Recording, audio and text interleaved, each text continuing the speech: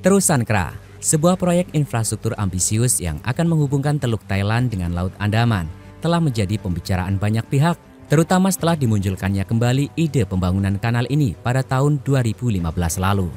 Rencana yang sudah ada sejak abad ke-17 ini berpotensi mengubah peta ekonomi dan geopolitik di kawasan Asia Tenggara secara dramatis.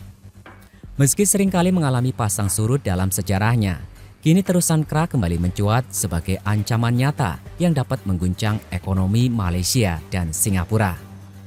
Lantas, apa yang membuat proyek ini begitu penting dan bagaimana dampaknya terhadap negara-negara tetangga?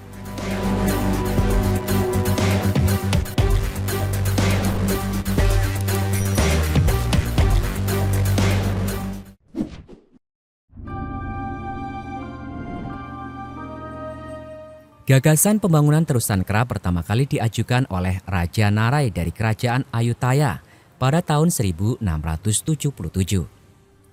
Rencana ini lahir karena keterbatasan transportasi laut pada masa itu yang mengharuskan kapal melintasi jalur laut yang penuh dengan rintangan. Namun meskipun ide tersebut sempat mendapat perhatian serius, kendala teknis dan politik membuat rencana tersebut tidak pernah terlaksana. Pada tahun 1870-an, setelah Terusan Suez berhasil dibangun, ide untuk membangun kanal serupa kembali muncul, namun tidak pernah sampai pada tahap konkret. Pada tahun 1946, perjanjian Anglo-Thai menghalangi pembangunan Terusan Kra tanpa persetujuan Inggris yang saat itu masih menguasai Singapura sebagai koloni. Ketika kekuatan politik dan ekonomi dunia berubah, terutama dengan kebangkitan Cina sebagai negara yang mampu mendanai proyek-proyek besar, gagasan tersebut kembali mencuat terutama pada tahun 2015 lalu melalui kesepakatan antara China Thailand Kra Infrastructure Investment and Development dan Asia Union Group.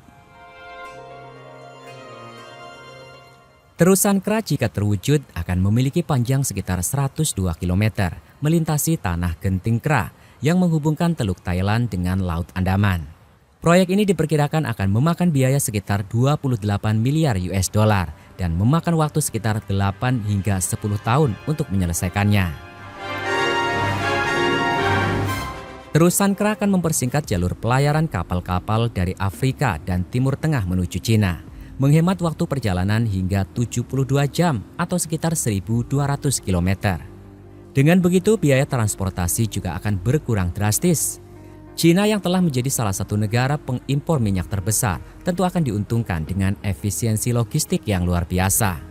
Pelabuhan-pelabuhan besar seperti Shanghai, Hong Kong, dan Shenzhen diperkirakan akan semakin berkembang sebagai pintu gerbang perdagangan utama dunia.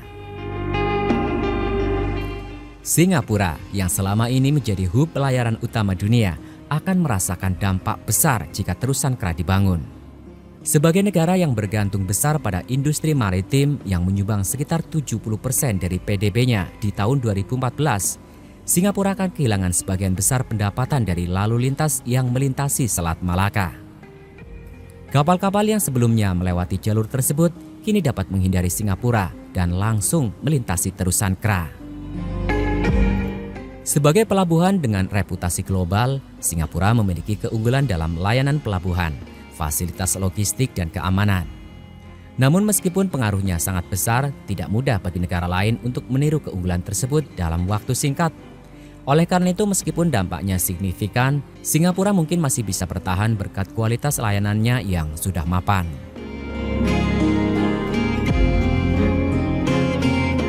Malaysia yang terletak di sebelah selatan Singapura dan memiliki jalur pelayaran yang sangat bergantung pada Selat Malaka, juga akan merasakan dampak yang cukup besar.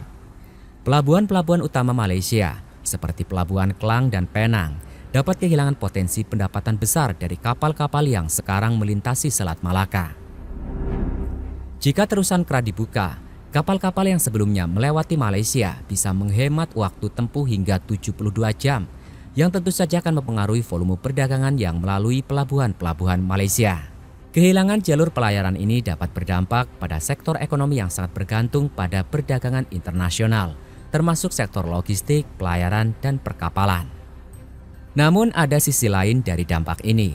Malaysia dapat melihat peluang untuk meningkatkan pelabuhannya di sebelah timur, seperti Pelabuhan Sabah dan Sarawak, yang dapat menjadi alternatif bagi kapal-kapal yang tidak lagi melintasi Selat Malaka. Tetapi proyek ini tetap bisa menjadi ancaman jangka panjang terhadap stabilitas ekonomi Malaysia, terutama jika pemerintah tidak segera menyesuaikan kebijakan perdagangan dan logistik. Bagi Thailand, terusan KRA bisa menjadi peluang besar untuk mendongkrak ekonomi, terutama di wilayah selatan yang relatif terpinggirkan. Dengan pembangunan kanal ini, Thailand dapat menjadi pusat perdagangan baru, menarik investasi asing, serta membuka lapangan pekerjaan baru bagi masyarakat di sekitar wilayah tersebut.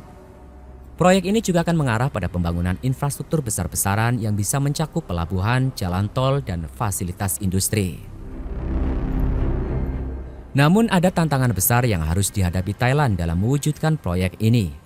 Sebagian besar wilayah yang akan dilalui oleh kanal ini berada di bagian selatan Thailand yang memiliki sejarah ketegangan politik dan konflik separatis. Provinsi-provinsi seperti Narathiwat, Yala, dan Pattani sudah lama dikenal sebagai daerah dengan ketegangan etnis dan agama yang diperburuk oleh kelompok separatis. Membuka terusan KRA dapat memperburuk situasi ini, mengingat akan ada lebih banyak perhatian dan sumber daya yang terpusat di wilayah tersebut.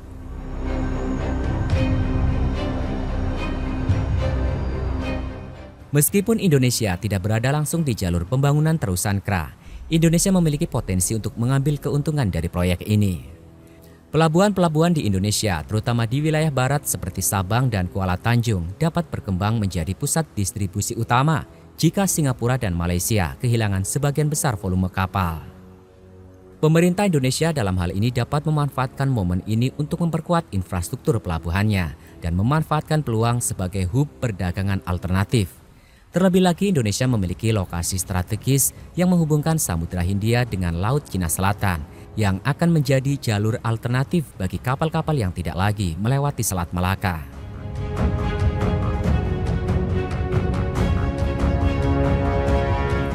Terusan KRA berpotensi mengubah peta ekonomi Asia Tenggara dan negara-negara seperti Singapura dan Malaysia harus mempersiapkan diri menghadapi dampaknya.